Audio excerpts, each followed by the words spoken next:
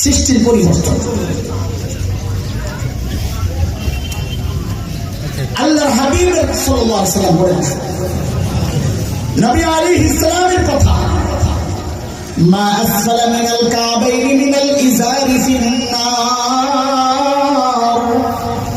যার কাপড় টাকনোর নিচে যাবে সে জাহান্নামে। আচ্ছা বলেন তো এটা কার সম্পর্কে বলা, ছেলে না মেয়ে? যদি বলেন কাজী টাকনোর উপরে কাপড় পরা এটা কাদের জন্য ফরজ? কার জন্য? যদি বলেন না ছেলেদের। অথচ শয়তান কি কাম করছে দেখেন, সৃষ্টির পরিবর্তন আনবে। আগে ব্যাখ্যা যা দিছি এটা সবাই দিচ্ছে। এখন শয়তান নতুন ফ্যাশন বাই করছে, ছেলেদের কাপড় নিচে টাকনোর নিচে। খালি নিচে নেয় নাই, কোনো রিস্ক নিতে রাজি না।